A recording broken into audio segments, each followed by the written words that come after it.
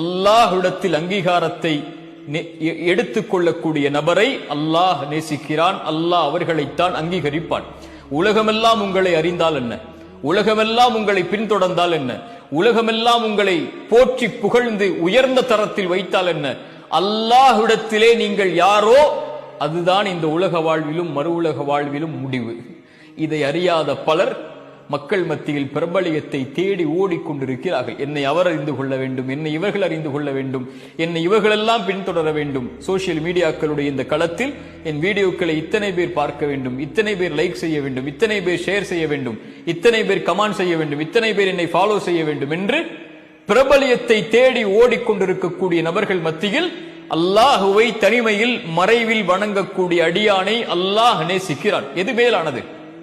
ரசூலுல்லாஹி ஸல்லல்லாஹு அலைஹி வஸல்லம் சபையில் உட்கார்ந்தால் அல்லாஹ்வுடைய தூதர் யார் என்று தெரியாது. நபித்தோழர்களுடைய வாழ்வு ஒட்டுமொத்தத்தையும் படித்து பாருங்கள். இரவில் ஒரு நபித்தோழர், ஒரு ஏழ்மையான நபித்தோழரை அழைத்து சென்று வீட்டில் உணவை கொடுத்தார். அந்த செய்தியை அறிவித்தது யார்? அவராக வந்தார்.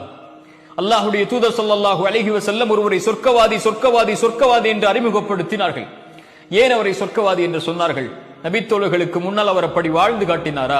மறைவில் அவர் உள்ளத்தில் ஒரு செயலை நினைத்தார், யாருக்கும் என் உள்ளத்தில் கெடுதல் இல்லை, யாரை பற்றிய தவறான எண்ணமும் இல்லை என்ற செயலை உள்ளத்தில் வைத்திருந்தார். அல்லாஹ் அங்கீகரித்தான், நபிக்கு அறிவித்தான்.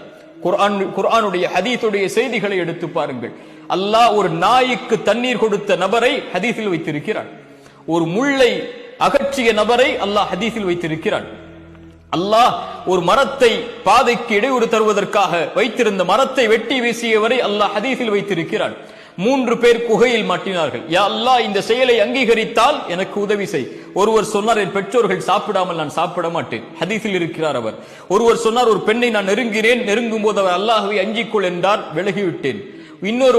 ஒருவர் எனக்கு கூலியாக கொடுத்து ஒருவருக்கு நான் கூலி கொடுத்தேன், அவர் வாங்காமல் சென்றார், அந்த கூலியை பாதுகாத்து ஆட்டு மந்தைகளை வளர்த்தேன், அதை அவர் வந்ததற்கு பிறகு அதை அவருடைய கரத்தில் கொடுத்தேன் என்று யா அல்லாஹ் நீ அங்கீகரித்தால் இந்த உதவியை செய்கின்றார்கள். இந்த 3 பேரும் 3 அல்லாஹ்விற்காக செய்த காரியங்களை கூறி இந்த 3 பேரும் இந்த ஹதீஸில். ஏன்? இவர்கள் மக்களுடைய அங்கீகாரத்தோடு இந்த செயலை செய்ய வேண்டும் என்று ஆசைப்படவில்லை. இவர்கள் எதிர்பார்த்ததெல்லாம் அல்லாஹ்வின் அங்கீகாரத்தை மட்டுமே.